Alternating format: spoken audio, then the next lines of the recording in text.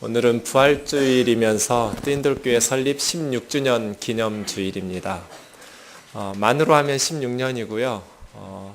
한국 나이로 하면 17살, 그래서 고등학교 입학할 나이가 되었어요. 네, 감회가 새롭습니다. 부활 사건과 교회 설립 사건은 서로 긴밀하게 연결되어 있습니다. 예수님의 부활 사건이 없었다면 뜨인돌교회 설립이라는 사건도 없었을 겁니다. 교회가 설립될 이유는 예수님의 부활의 사건에 근거합니다. 그런 의미에서 교회는 두 개의 주소를 가지고 있습니다. 하나는 지상의 주소가 있고요. 또 하나는 복음이라는 주소가 있습니다. 뜨인돌교회로 하면 양재동 안에 교회가 세워졌고, 또 복음이라는 그 거주지 안에 교회가 서게 된 것입니다. 고린도전서 15장 1, 2절을 보겠습니다. 같이 읽겠습니다. 시작. 형제들아, 내가 너희에게 전한 복음을 너희에게 알게 하노니 이는 너희가 받은 것이요 또 그 가운데 선 것이라.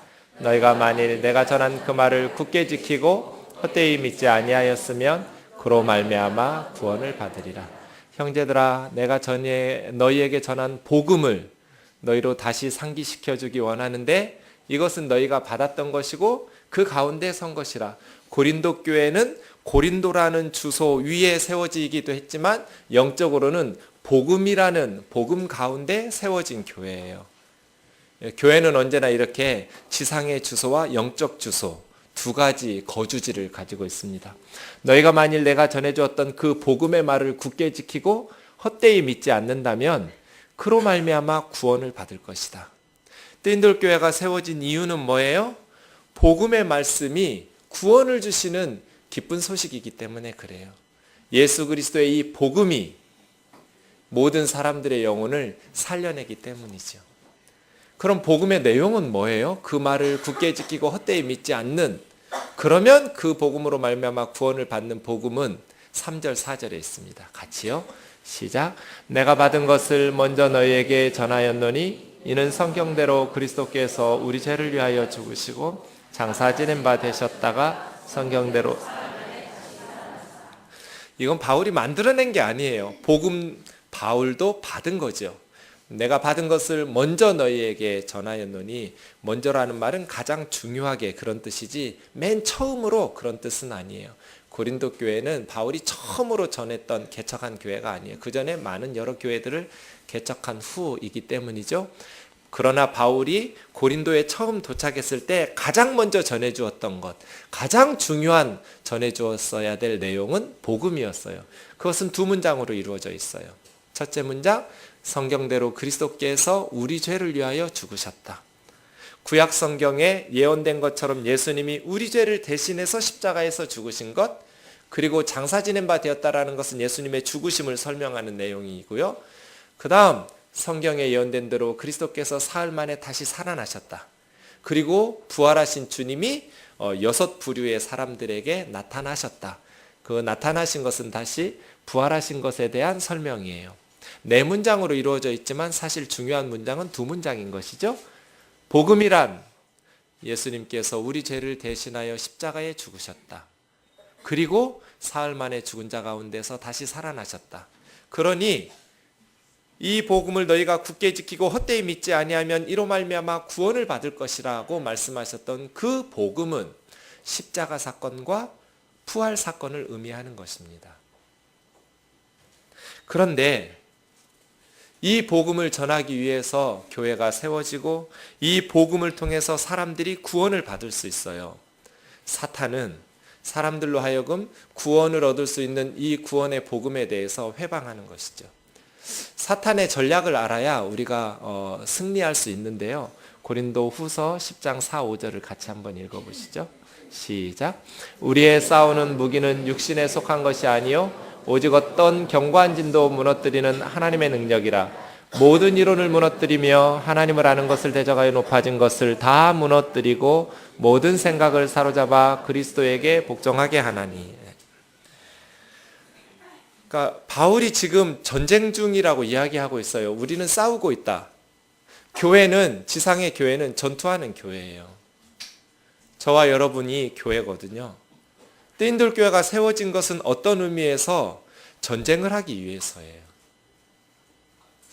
요한계시록에 보면 교회를 14만 4천이라고 말해요.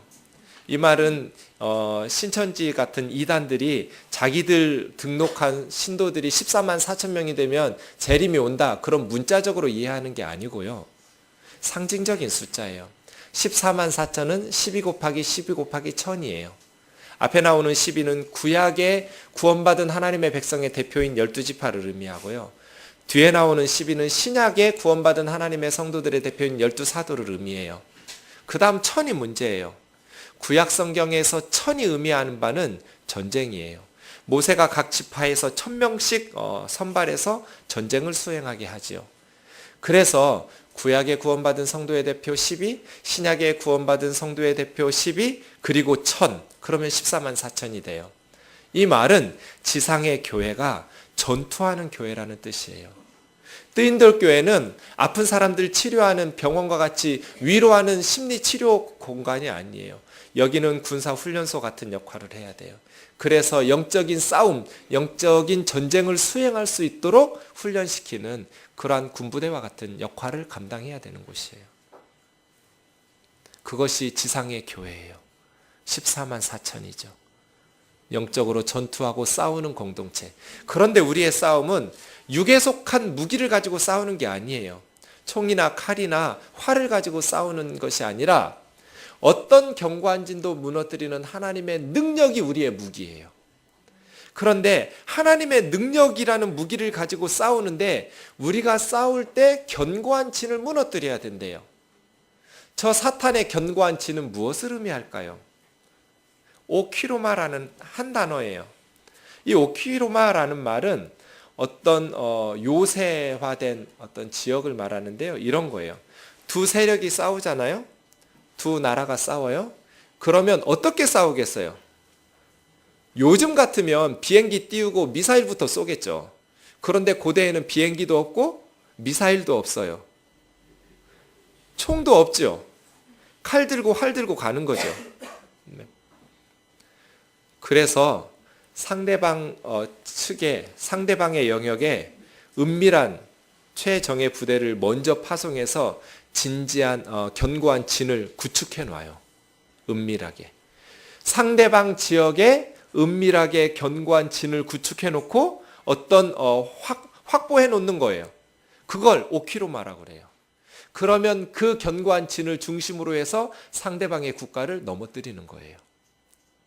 사탄이 이렇게 싸운다는 거예요. 우리 안에 사탄의 견고한 진을 구축해 놔요. 그리고 그 견고한 진을 토대로 해서 우리를 영적으로 넘어뜨리려고 해요. 그러니 성도들의 영적 싸움은 무엇보다도 우리 안에 있는 견고한 진을 파괴시키고 무너뜨리는 하나님의 능력이라는 무기를 가지고 있어야 되는 것이죠. 그럼 사탄이 우리 속에 세워놓는 견고한 진은 어디에 있을까요? 그 앞 다시 보시죠. 생각 속에 있어요. 우리의 싸우는 무기는 육신에 속한 것이 아니 오직 어떤 견고한 진도 무너뜨리는 하나님의 능력인데 모든 이론을 무너뜨리며, 저 이론이라는 단어는 찾아보니까 신약 성경에 2번 쓰였어요. 한 번은 이론이라고 번역했고요. 로마서 2장 15절에서는 생각이라고 번역했어요. 그러니까 생각이라는 뜻이에요. 생각. 모든 생각을 무너뜨리며 하나님을 아는 것을 대적하여 높아진 모든 것을 다 무너뜨리고 모든 생각을, 이 이론이라는 단어와 생각이라는 단어가 단어는 다른데요. 뜻은 같은 의미예요. 생각. 그러니까 사탄이 우리를 무너뜨리려고 우리 안에, 하나님의 백성들 안에 견고한 진을 구축하는데 어디 속에다가 자기 그 영역을 구축해놔요? 생각 속에, 생각 속에. 그래서예요. 성도들이 영적으로 승리하려면 우리 생각 속에 사탄의 견고한 진이 있다라는 것을 파악하고 그 견고한 진을 허물어야 돼요. 그러지 않으면 그 우리 생각 속에 자리 잡은 사탄의 거짓 메시지, 사탄의 거짓말을 믿어버리는 거짓 메시지로 형성된 우리 속에 있는 견고한 진이 지속적으로 성도들을 영적으로 무력하게 하고 하나님의 뜻대로 성령 충만하게 살지 못하도록 이끌어 갈 거예요. 한 청년이 있었어요. 아버지와 어머니가 결혼을 하지 않고 자기를 낳았어요. 자기가 생기고 아버지는 도망갔어요. 아버지 얼굴을 본 적이 한 번도 없어요. 엄마가 자기를 키울 수가 없어서 친정 어머니한테 키우도록 맡겼어요. 그래서 이 자매는 외할머니 밑에서 자라났어요. 어머니는 돈 벌러 도시로 나가서 돈만 붙여줄 뿐이에요. 외할머니가 이 자매가 말을 배우기도 전부터 계속 저주했어요. 너는 태어나지 말았어야 된다. 네 년이 태어나가지고 우리 딸이 결혼도 못하고 우리 딸의 앞길을 발목을 잡았다. 그리고 계속 그 아이에게 아버지를 욕했어요. 네 애비가 너를 버리고 내가 이 늙어가지고 고생하면서 네 엄마를 괴롭히고 내 딸을 고생시키고 아버지와 자기를 저주하고 욕하면서 자라났어요. 그래서 이 자매 마음속에는 나는 태어나서는 안 됐는데 나는 죄의 부산물이라는 그러한 거짓 메시지라는 생각이 자리 잡았어요. 그럼 이 자매는 어떻게 살았겠어요? 자기 인생을 망가뜨리면서 살았어요. 자기 인생을 망가뜨릴 뿐 아니라 주변의 사람들도 망가뜨리면서 살았어요. 누구도 친구를 하려고 하지 않아요. 말 한마디만 잘못해도 100배로 보복해버리니까. 사탄이 그 자매를 무너뜨리기 위해서 거짓 메시지를 생각 속에 심은 거예요. 나는 태어나지 말았어야 돼. 나는 죄악 덩어리야. 우리 아빠와 엄마가 나를 낳지 말았어야 돼. 내가 우리 엄마를 불행하게 해. 내가 우리 할머니를 힘들게 해. 그러면서 삐뚤어졌어요.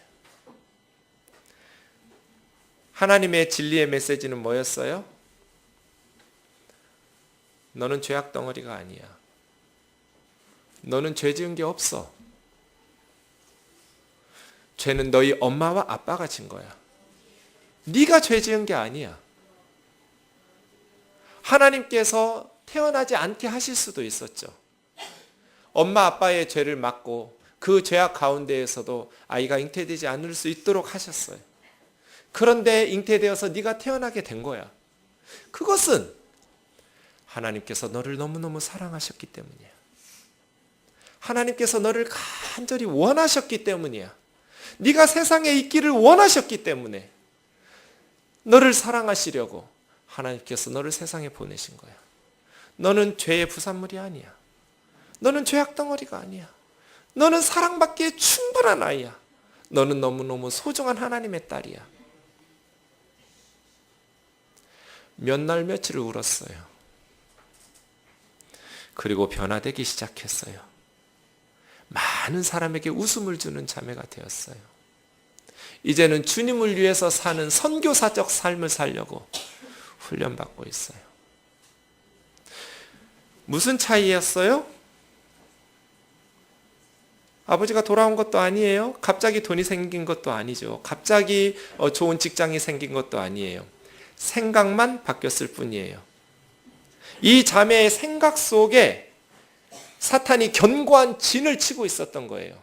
너는 저주받은 아이야. 너는 존재해서는 안 되는 아이야. 너는 죄악 덩어리야. 그런데 하나님의 진리의 메시지로 견고한 진을 허물어뜨렸어요. 나는 죄 지은 게 없어. 엄마 아빠가 죄를 지었지 내가 지은 게 아니야. 내가 세상에 태어난 것은 하나님의 뜻이었어. 나를 세상에 보내신 분은 하나님이야. 하나님의 뜻이 허락이 없고서야 내가 세상에 존재할 수가 없어. 하나님은 나를 사랑하시고 내가 세상에서 살아가기를 간절하게 원하셔서 하나님이 나를 세상에 보내신 거야. 사탄의 견고한 진을 허물었어요. 그랬더니 삶이 회복되기 시작하고 삶이 새로워졌어요. 저와 여러분 속에 사탄이 견고한 진을 형성해요. 생각 속에 거짓 메시지로 형성해요. 그러면 우리는 계속해서 사탄에게 아프게 공격당하면서 스스로의 삶을 망가뜨리면서 살게 되는 거예요. 그래서요, 바울이 말하는 것처럼 우리 성도들은 영적인 싸움을 하는데 무기를 들고 세상의 방식으로 싸우는 것이 아니라 생각 속에 있는 사탄의 견고한 진을 허물어뜨리는 하나님의 능력으로 싸우는 거다. 그래서 하나님의 백성들을 하나님의 부요하심으로, 하나님의 진리로, 하나님의 자유로, 하나님의 해방 공간 속에 하나님 나라 백성 되도록 삼는 거예요. 뜨인돌교회가 이곳에 세워진 이유는 하나님의 이름으로 어떤 위대한 화려한 건물을 세우라는 것도 아니고 하나님의 이름으로 어떤 놀라운 구제사역을 하라는 것도 아니에요. 뜨인돌교회가 세워진 1차적인 목표는 전쟁하기 위해서예요. 무슨 전쟁? 사람의 영혼을 놓고 전쟁을 하는 거예요. 사람들 속에 있는 사탄의 경관진을 허무르면서 그들을 믿음으로 하나님의 구원받은 천국 백성 삼는 전쟁 말이에요.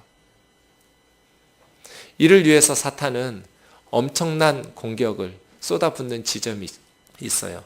전쟁터마다 승부처가 있어요. 사탄과 하나님의 백성들의 전쟁터의 승부처는 복음이에요. 복음은 두 가지로 이루어졌다고 그랬어요. 그리스도께서 우리 죄를 위하여 죽으시고 사흘 만에 다시 부활하셨다.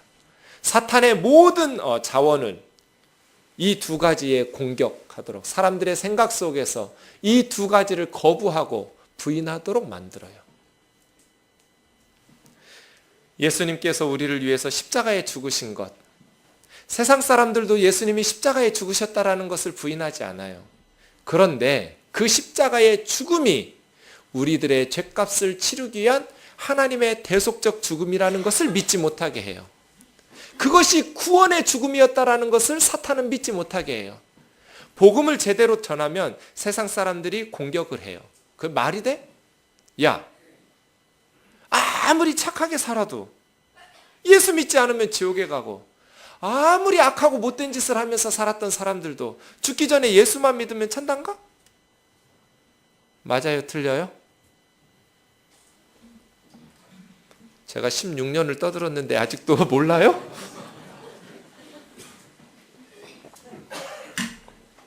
야, 네가 말하는 복음대로라면 아무리 착하게 살았어도 예수 믿지 않으면 지옥에 가고 아무리 못된 짓 많이 하면서 악하게 살았어도 죽기 전에 예수를 믿으면 천당 가? 이게 말이 돼? 그 사람에게 복음 제대로 전한 거예요? 뭔가 잘못 전한 거예요? 제대로 전한 거예요. 복음을 제대로 전하면 이런 공격을 받게 돼 있어요. 그렇지 않나요? 그래서 구원이 예수 그리스도의 십자가의 대속적 죽음이 아니라 선행이라든지 진리를 터득함이라든지 이러한 것으로 이루어져야 한다고 사람들 생각 속에 주입하는 거예요. 이게 사탄의 견고한 진이에요.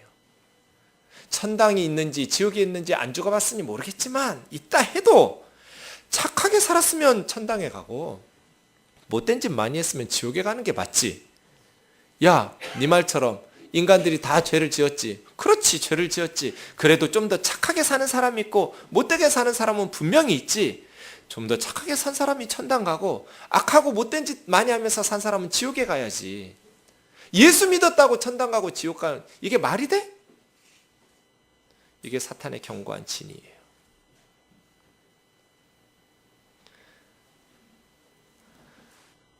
예수 그리스도의 십자가의 죽음은 인정하지만 그 십자가의 죽음이 죄인들을 대신한 죽음이라는 것을 부인하게 하는 거죠.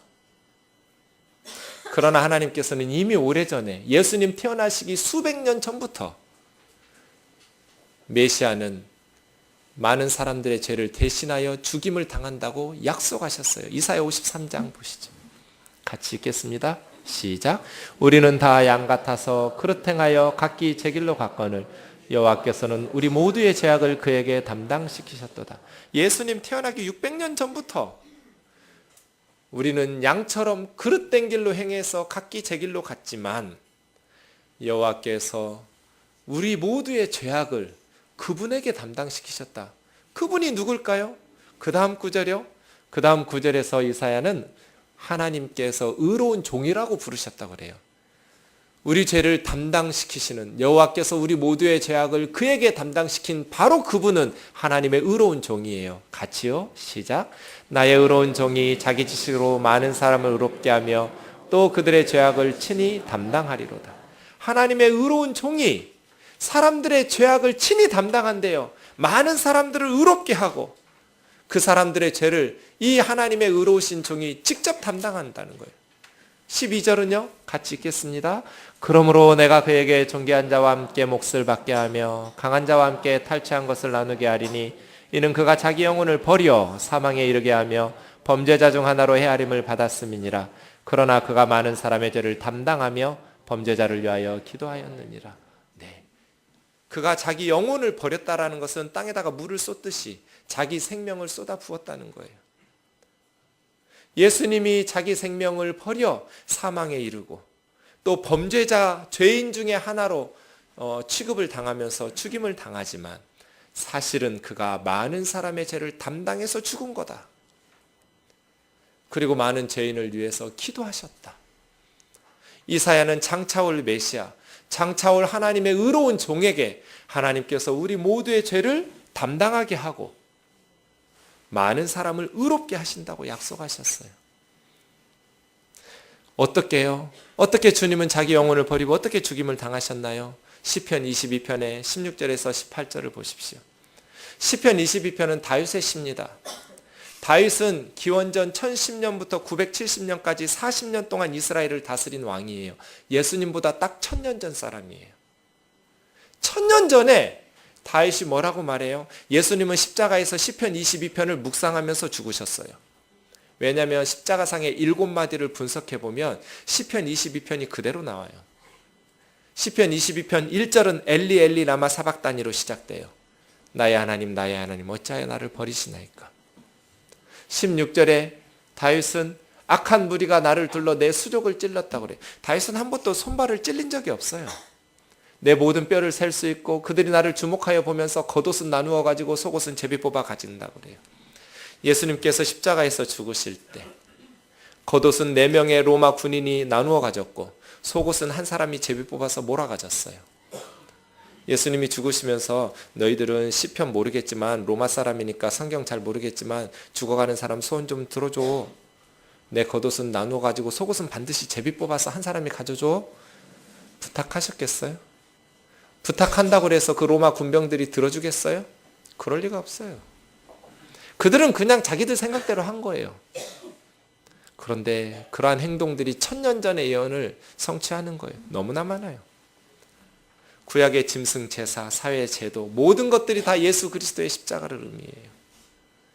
죄를 지으면 짐승의 이마에 오른손을 얹고 제사장 앞에서 자기 죄를 짐승에게 덮어 씌워요. 그리고 그 짐승을 각을 떠서 피를 다 쏟아내서 죽여요. 그리고 번제물로 바치고 나면 제사장이 죄를 하나님께서 용서해 주었다고 선언해 주어요. 구약의 이스라엘 백성들이 죄를 해결하는 방법이 이 속죄제사예요. 형편에 따라서 비둘기든지 부유한 사람은 양이나 염소나 소를 가지고 끌고 와서 그 이마에 손을 얹고 자기 죄를 뒤집어 씌워서 죄인 대신 그 양과 짐승을 죽이는 거예요. 대속적 죽음이에요. 주인 잘못 만나서 죽는 거죠. 예수 그리스도의 십자가, 이것은 온통 구약 성경을 도배하고 있어요. 그런데 사람들은 말이에요. 야, 그게 말이 돼? 죄 졌으면 죄진 만큼 벌 받고 착하게 살았으면 천당 가야지. 천당 갈 수 있는 의로운 사람은 아무도 없어요. 우리의 선행으로 천당을 가려면 둘 중 하나 해야 돼요. 세상의 구원의 방식은 이 둘 중 하나를 하지 않으면 불가능해요. 하나는 자기의 선행을 엄청나게 부풀리든지. 얼마만큼 부풀려야 돼요? 나 세상에서 착하게 산 것이 천국에서 살기에 합당하다고 주장할 만큼 부풀려야 돼요. 내가 불쌍한 사람도 도와주고 착한 일도 많이 해주고 이런 착한 일 많이 했으니까 나는 천당이 가능한 사람이라고. 그 정도로 자기의 선행을 천국에서 살기에 합당한 만큼 부풀려야 돼요. 어쩜 이렇게 뻔뻔할 수가 있어요? 아니면 하나님의 의의 기준을 아주 밑바닥으로 낮춰야 돼요. 하나님의 기준은 아주 낮아서 조금만 착하게 살면 천당 갈 수 있어. 노력만 하면 천당에 갈 수 있어. 둘 중 하나를 하지 않으면 불가능해요, 구원이. 그러나 하나님의 의의 기준은 너무나 의로우신 분이에요. 저는 목사예요. 누구보다도 착하게 살고 싶은 사람이에요. 날마다 설교하면서 사는 사람이니까요. 그런데 저는 죽어서 하나님 앞에 서면 하나님 나 착하게 살았습니다. 천국과 지옥이 있는 것을 분명히 믿었습니다. 하나님 앞에 서야 된다라는 것을 분명히 알았습니다. 그래서 착하게 살았습니다. 저는 천국에서 살기에 합당할 만큼 착하게 살았습니다. 저는 도저히 그런 말을 못해요. 착하게도 살지만 못된 생각하고 악한 말도 하고 이기적인 행동도 하기 때문이에요. 특별히 저는 위선과 싸워요. 성도님들이 하도 우리 목사님 좋다고 말하니까 그런가 하면서 이렇게 잊어버리고 착한 척 하면서 살아요. 위선 떨 때가 너무 많아요. 그래서 하나님 저 보면서 되게 토하고 싶으시겠다 이런 생각이 많이 들어요. 진짜 너 토 나온다. 정신 차려라 이 녀석아. 그렇게 말씀하실 것 같아요. 성도들 앞에서 거룩한 척, 경건한 척, 착한 척. 사실 마음은 그렇지 못해요. 착하게 살고 싶어요. 그런데 착하게 살지 못해요. 하나님, 나는 선하게 살았으니 천국에서 살기에 내가 아니면 누가 살겠습니까? 뻔뻔하게 그런 말은 도저히 못할 것 같아요. 누가 하나님 앞에서 자기 선행을 드러내면서 천국에서 살게 해달라고 요구할 수 있을까요?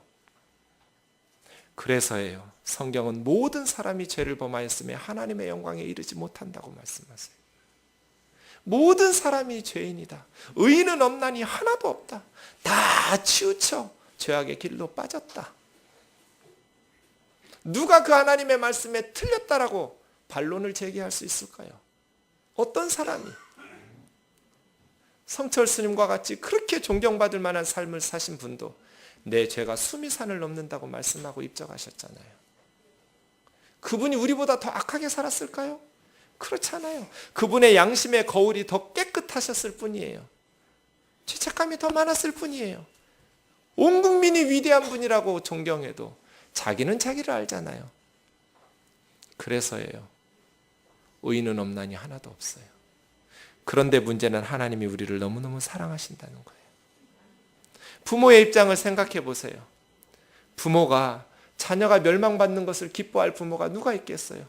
부모가 자녀가 죽임당하는, 죽어가는 자녀를 그냥 무덤덤하게 지켜보는 부모가 어디가 있겠어요? 살릴 수 있는 방법이 있다면 자기 생명을 바쳐서라도 자식을 살려낼 거예요. 왜 하나님께서 예수님을 십자가에 내어주시는가? 요한이 요한계시록 1장 5절 하반절부터 6절까지 아주 잘 표현해 놓았어요. 같이 읽겠습니다. 시작. 우리를 사랑하사 그의 피로 우리 죄에서 우리를 해방하시고 아버지 하나님을 위하여 우리를 나라와 제사장으로 삼으신 그에게 영광과 능력이 세세토록 있기를 원하노라 하며. 제 생각에 구원에 대한 가장 완벽한 설명이에요. 하나님께서 예수님을 십자가에 내어주셔서 우리를 구원하시는 이유는 뭐예요? 사랑하셨기 때문이에요. 저와 여러분을 하나님이 사랑하신다. 이게 진리예요. 사탄은 우리 생각 속에 야 돈도 안 주는데 그런 못된 부모 밑에서 태어나게 하셨는데 야 질병도 있는데 암에 걸렸는데 하나님이 널 사랑하시겠니? 다른 사람들은 사랑했다고 말할 수 있을지 모르겠지만 야 네 사는 것을 봐. 하나님이 너를 사랑하신다면 이렇게 살도록 방치하시겠어?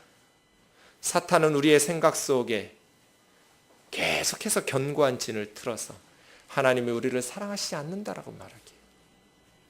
그러나 하나님의 진리의 말씀으로 예수 그리스도의 십자가의 복음으로 우리 생각 속에 있는 사탄의 견고한 진을 무너뜨려야 돼요. 하나님은 우리를 사랑하셔요. 예수님이 저와 여러분을 사랑하셔요. 어떠한 형편이든지 그분은 우리를 향한 사랑이 불붙듯해요. 그래서 그의 피로, 이것은 구원의 방법이에요. 십자가의 피로 우리를 죄에서 해방하셨다. 이것이 구원의 결과예요. 죄로부터의 해방이에요. 구원의 또 다른 이유가 있어요. 아버지 하나님을 위하여. 구원의 또 다른 결과가 있어요. 우리를 하나님 나라와 제사장으로 삼으신 예수 그리스도에게 영광과 능력이 세세토록 있기를 원하노라. 아멘이지요? 이것이 복음이에요. 하나님이 우리를 너무너무 사랑하셔서 우리를 구원하시기를 원하신다.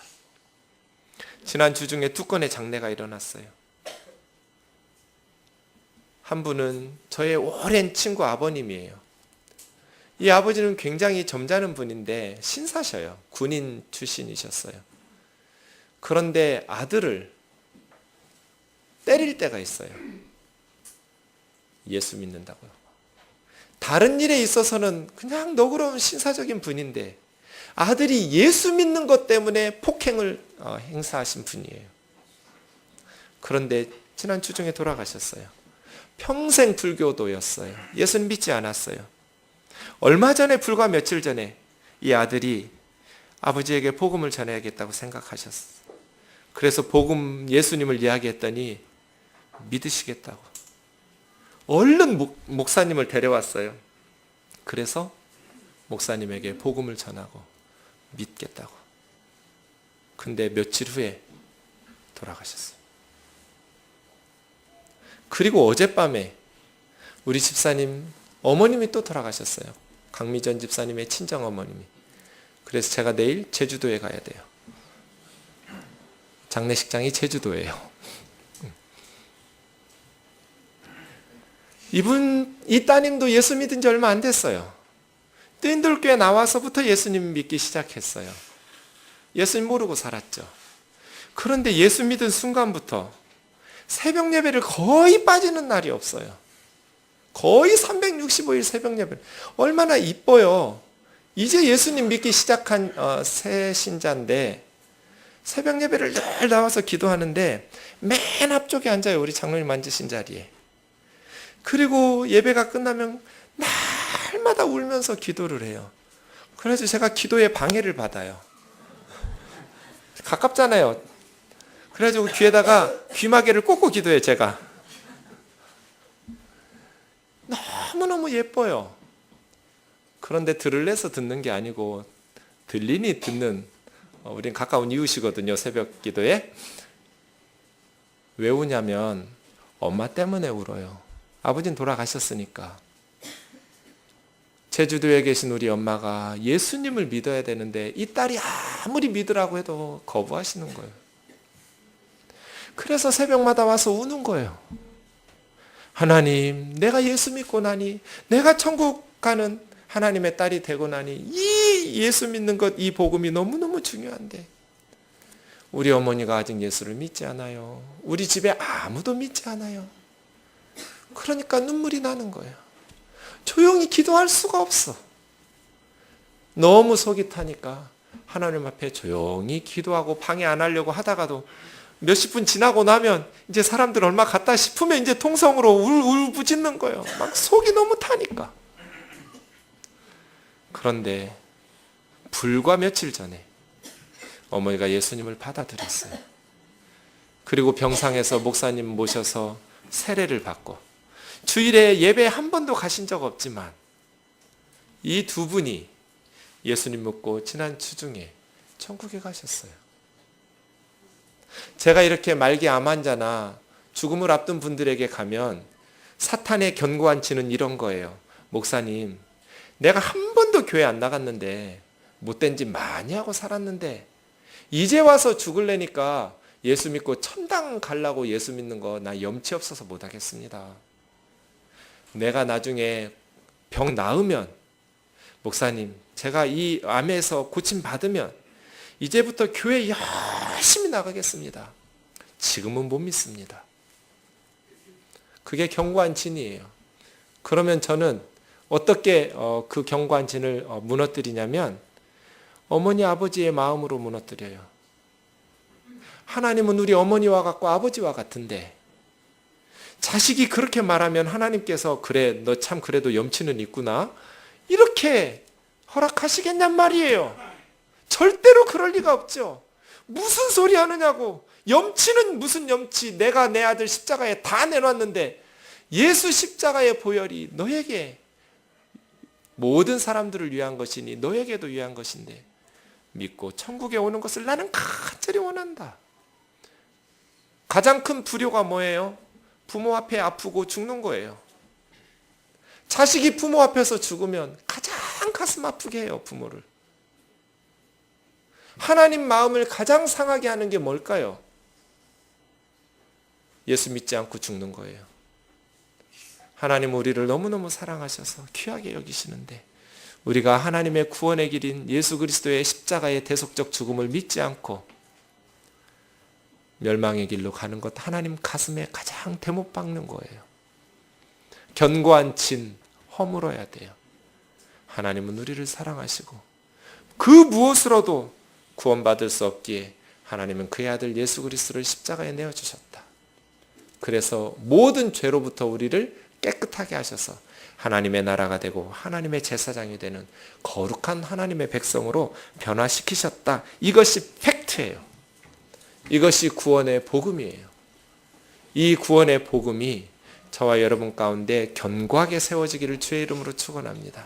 이 복음의 진리로 이 땅의 모든 사람들을 하나님의 백성, 천국 백성으로 인도하기를 원합니다. 시대가 변하고 있습니다. 우리 시대의 가장 중요한 원리는 관용입니다. 독선적으로 주장하지 말고 다른 종교도 존중하고 인정하고, 그래서 종교다원주의로 흐르게 됩니다. 교회를 향하여서 계속 정 목사님 마음에 드는데 너무나 독선적인 그 근본주의 신앙은 마음에 안 든다고, 저는 이런 말을 많이 듣습니다. 압력이 거셉니다.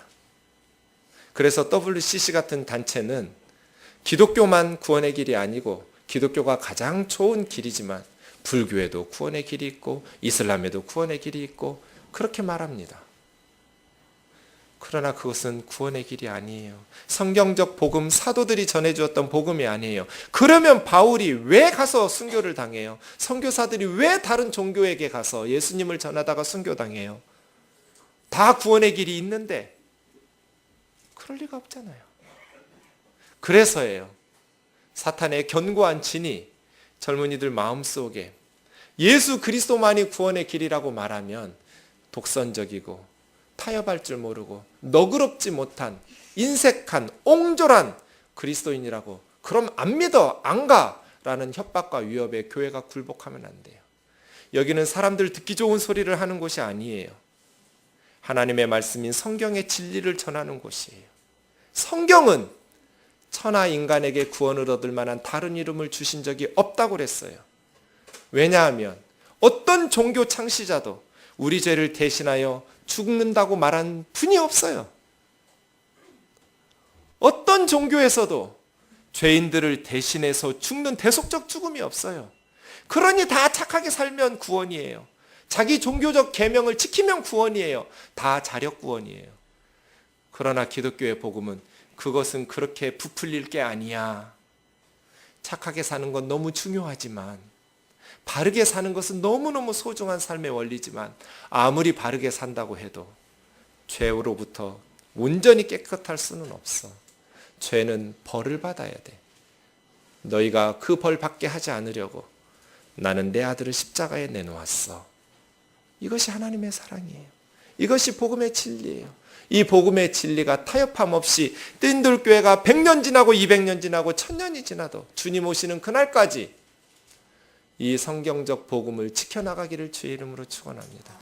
우리 자녀들이 이 성경적 사도적 복음을 타협함 없이 물타기 하지 않고 지켜낼 수 있기를 원합니다. 사탄의 견고한 진에 맞서서 하나님의 이 복음의 진리, 구원의 진리를 지켜내야겠습니다. 마지막 두 번째는 부활입니다. 복음은 십자가의 대속적 죽음과 사흘 만에 죽은 자 가운데서 부활하신 것으로 구성되어 있습니다. 그런데 그 십자가의 죽음은 인정하면서 대속적인 부분을 거부하게 만드는 사탄의 견고한 짓처럼 부활에 대해서는 믿을 수 없다, 비과학적이다라고 말합니다. 사람이 죽으면 끝이지 다시 살아난다라는 게 과학적으로 말이 돼? 이것이 사탄의 견고한 진이에요. 그러나 생각해 보세요. 사람이 할 수 없다고 하나님께서도 할 수 없는 건 아니잖아요. 어차피 사람을 만드실 때도 죽어있는 흙이었어요. 아무 생명이 없는 아담은 흙덩어리였어요. 그 속에 하나님의 능력으로 살아있는 사람이 되게 하신 거예요. 하와도 마찬가지죠. 갈비뼈 하나 뽑아서 흙으로 만들어 놓은 죽어있는 물건이었어요. 그 속에 하나님께서 생명을 불어넣으셔서 사람이 된 거예요. 하나님께서 말씀으로 온 우주를 창조하시는 분인데 죽은 예수님을 살려내시지도 못한다면 그거는 하나님이라고 말할 수가 없어요. 중요한 것은 내가 믿을 수 있냐 없느냐가 아니라 그것이 사실이냐 아니냐 하는 거예요. 그 사건이 사실이냐? 와, 도저히 믿을 수 없어. 그게 아니고요. 사실이냐 아니냐, 이것이 중요한 것이죠. 내가 믿을 수 있느냐 없느냐가 중요한 건 아니에요. 예수 그리스도의 부활은 믿는 것이 상식적인 사람의 판단이에요. 믿지 않는 것은 공부가 짧았거나 어리석은 판단을 내리고 있는 거예요. 왜냐하면 너무나 분명한 역사적 사건이기 때문에 그래요. 사탄은 이게 믿을 수 있어, 죽으면 끝이지. 그렇지 않아요. 하나님은 살리시는 분이에요. 그리고 예수 그리스도를 사흘 만에 부활케 하셨어요. 예수님의 복음은 교리가 아니에요. 이론이나 철학이 아니죠. 역사적 사건이에요. 찰스 콜슨이라는 분이 계셔요. 이렇게 생겼어요. 3년 전 2012년에 돌아가셨어요. 이분이 닉슨 대통령의 보좌관이었어요. 미국의 닉슨 백악관에서 닉슨 대통령 옆방이 콜슨의 방이었어요. 워터게이트 사건이 일어났어요. 참모진들이 모였어요. 최고의 법률가들이에요. 그래서 말을 맞췄어요. 재판할 때, 또 검찰이 신문할 때 이렇게 대답하자. 몇 날 며칠 연구해서 딱 입을 맞췄어요. 그런데 며칠 만에 들통이 났어요. 거짓말이라는 것이. 최고의 법률가들이 지혜를 다해서 딱 짜낸 거짓말이 불과 며칠 만에 들통이 나면서 줄줄이 감옥에 갔어요. 그런데 이 찰스 콜슨이 감옥에 가기 전에 C.S. 루이스라는 순전한 기독교라는 책을 읽고 회심을 했어요. 그리고 크리스찬이 되어서 감옥에서 새로운 사람이 되었고, 감옥에서 나온 후에는 교도소 선교회라는 단체를 설립해서 돌아가실 때까지 죄수들에게 복음을 전하는 예수님의 제자가 되었어요. 우리나라 말로 번역된 콜슨의 책이 한 10여 권 돼요. 저는 보이는 대로 다 사서 읽어요. 한 번도 실망한 적이 없어요. 콜슨은 그만큼 탁월한 크리스찬이 되어 있어요. 그런데 콜슨이 이 책 저 책에서 한 말이 있어요. 워터게이트 사건이에요. 최고의 법률가들이 모여서 세운 거짓말이 불과 며칠 만에 들통이 났는데, 부활 사건은 예수의 제자들은 법률가도 아니에요. 어부들, 그냥 서민들이, 그리고 여자들 몇 명 데려오고 그 다음에 12제자를 필두로 해서 몇 명의 사람들이 부활 사건을 증거하기 시작했는데 2000년이 지나도록 그 사건이 거짓말이라고 들통나지를 않았어요. 왜냐하면 법률가인 콜슨이 볼 때 그들이 거짓말로 꾸며내지 않았기 때문이에요. 이 사람들이 보았던 것, 이 사람들이 말했던 것은 진짜 보고 경험했던 것이기 때문이에요. 진짜니까. 부활 사건이 사실이기 때문에 거짓말이라고 들통날 수 없었다는 거예요. 그걸 저는 오늘 세 가지로 간단히 설명드리려고 그래요. 오늘 본문 1절에 보면 세 여인이 나와요. 안식일이 지난 일요일에 이제 막달라 마리아와 야고보의 어머니 마리아와 살로메라는 여인이 예수님의 무덤에 가는데 부활하신 주님 만나러 간 게 아니에요. 예수님의 시신에 향유를 부으려고 갔어요. 가다 보면 걱정이 되었어요. 누가 우리를 위해서 그 동굴 무덤의 앞을 막고 있는 큰 돌문을 열어줄 수 있을까? 아마 마태복음에 보면 지키고 있는 군인들이 있으니 우리 여자들 들어가서 예수님 피 좀 닦아드리고 향유 좀 붓고 올 테니까 잠깐만 열어달라고 부탁하려고 했던 것 같아요. 예수님의 힘 있는 남자들은, 예수님 제자들은 다 사라져버렸고 여자들 셋이 가면서 그런 걱정을 하면서 갔는데 무덤 문이 열려 있는 거예요. 그래서 그 안으로 들어가 보았어요. 그랬더니 예수님이 없어요. 예수님 시체가. 그리고 갑자기 흰 옷을 입은 청년 하나가, 천사예요. 천사는 꼭 늙은 모습이라는 그 선입견을 버리세요. 청년 모습으로 천사가 나타나서 얼마나 놀랬겠어요. 이 여자들이. 상상해 보세요. 아직 어둑어둑한 새벽이었어요.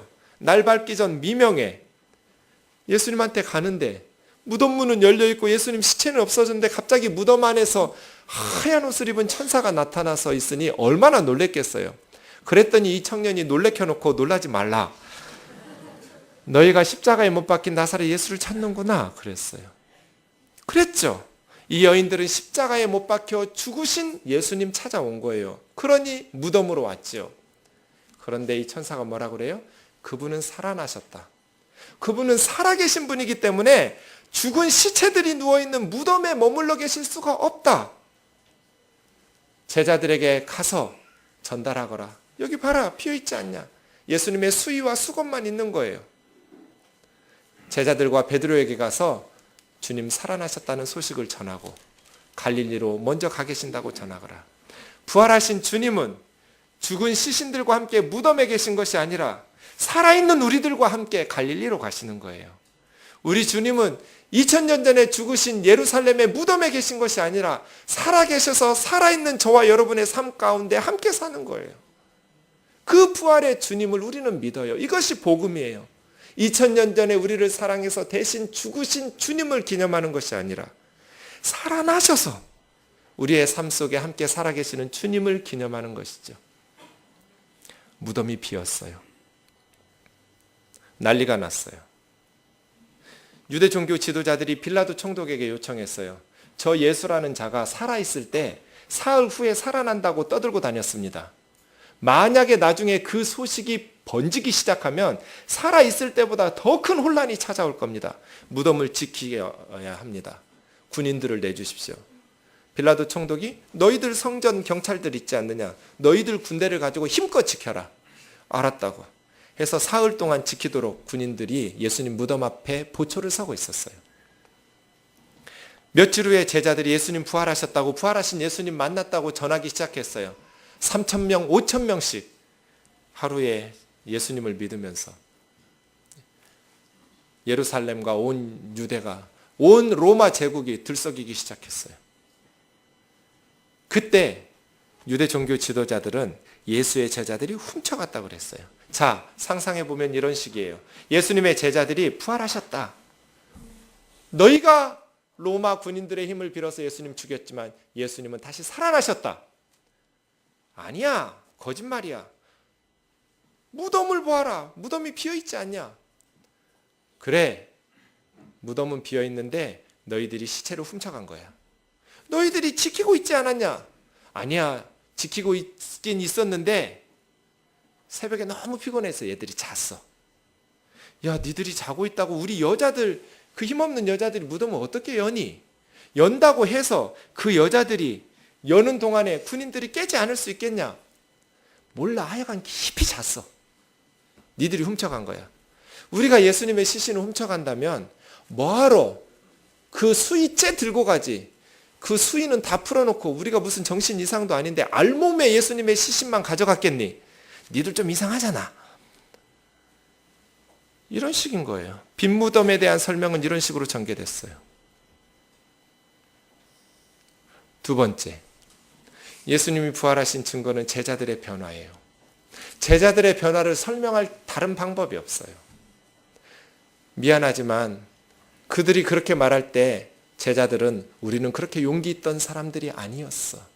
우리가 잡히면 죽을까 봐 아무개의 집에서 문 꼭 걸어 잠그고 숨어 있었어. 부활하신 주님이 우리를 찾아오신 거예요. 우리는 무덤에 간 적이 없어.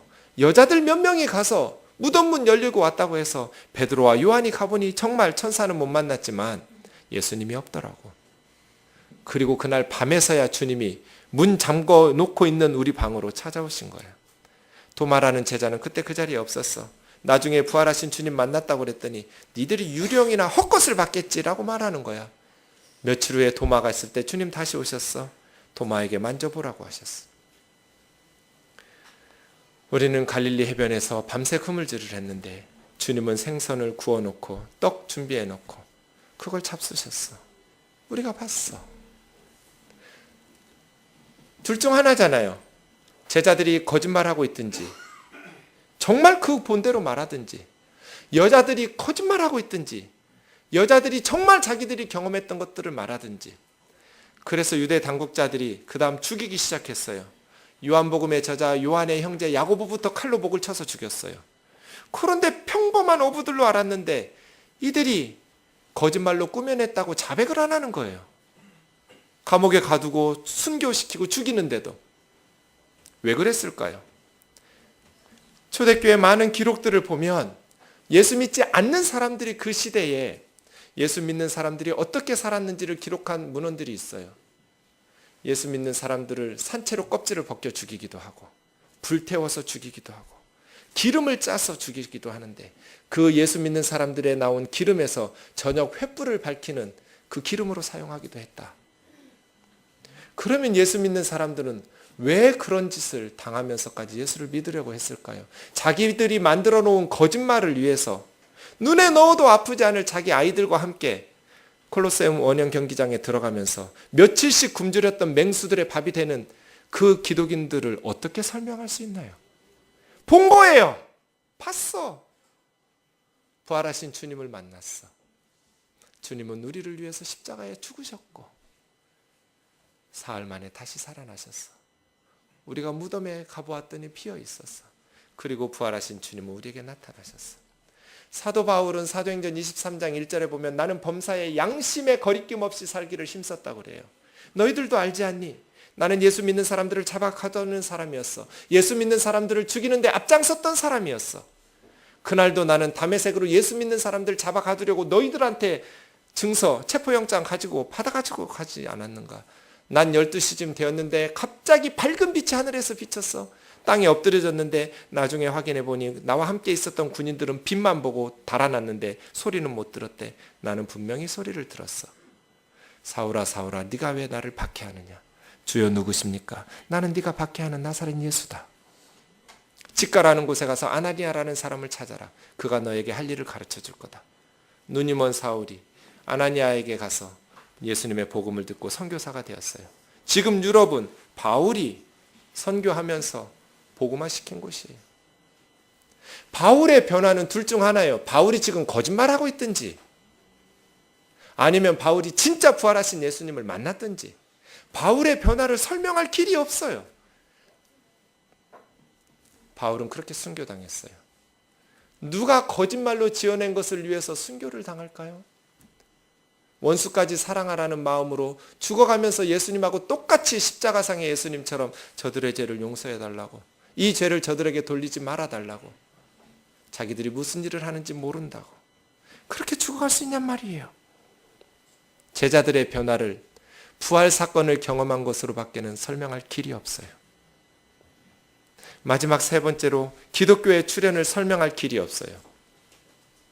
만약에 십자가에서 끝났다면, 부활 사건이 없었다면 신약 성경은 기록되지 않았을 거예요. 십자가에서 죽고 끝났는데 뭘 기대해요?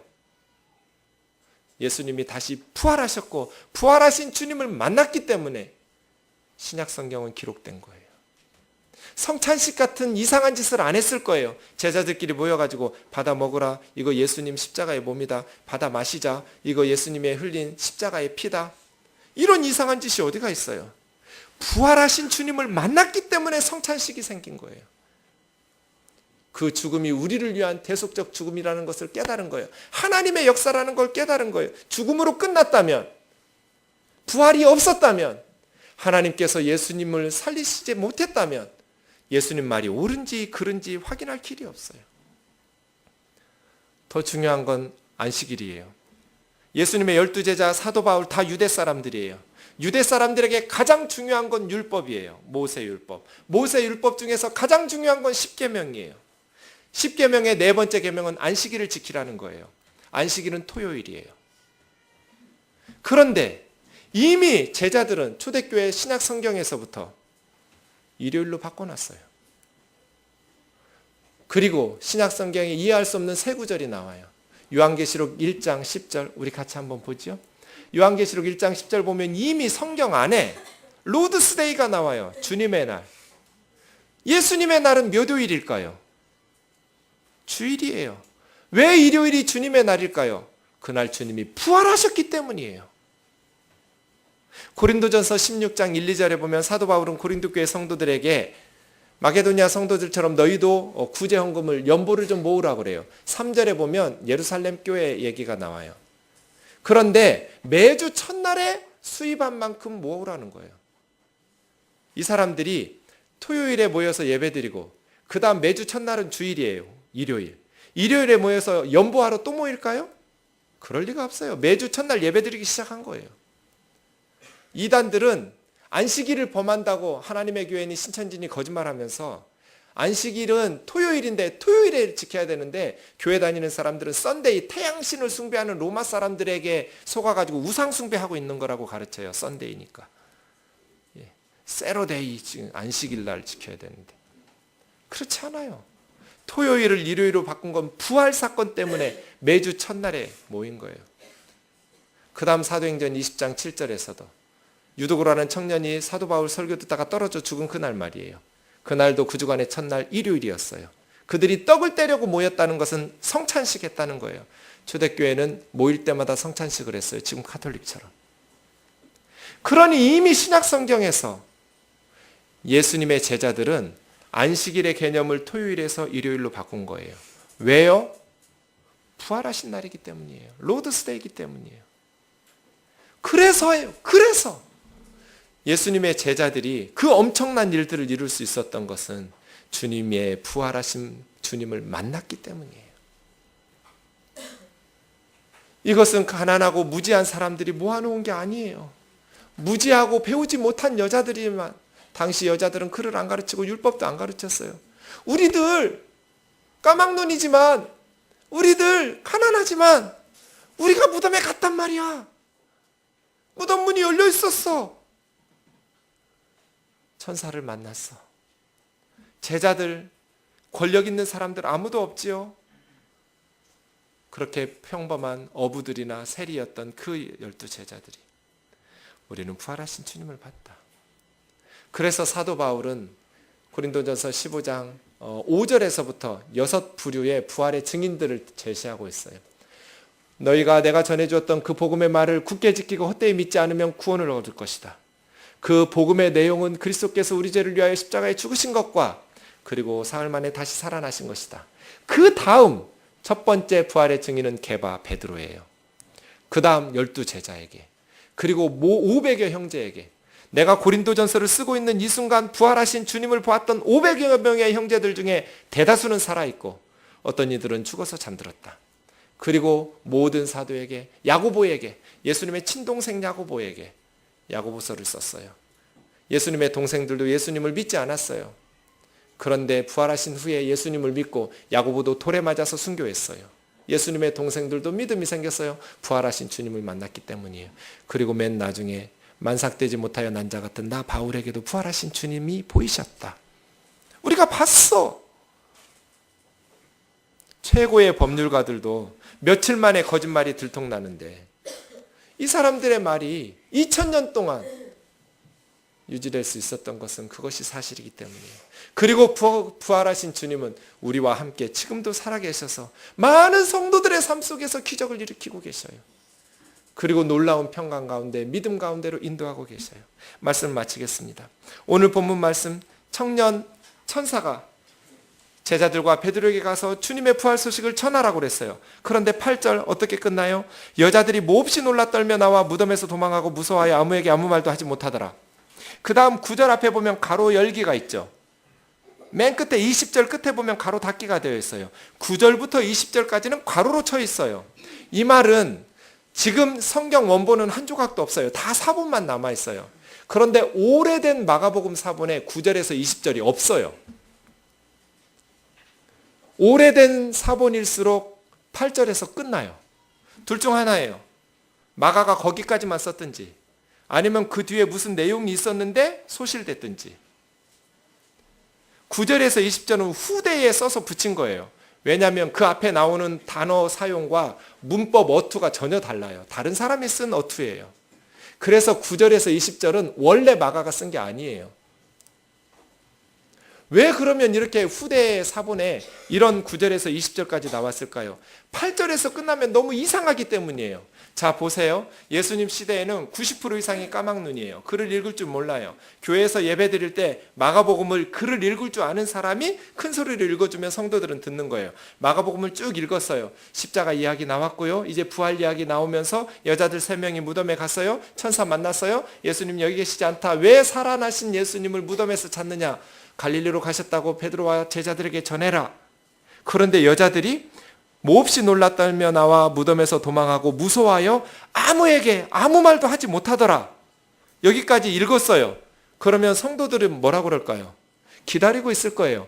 여자들이 아무에게 아무 말도 하지 못하더라. 그러면 이 성경 읽은 사람은 뭐 하고 있을까요?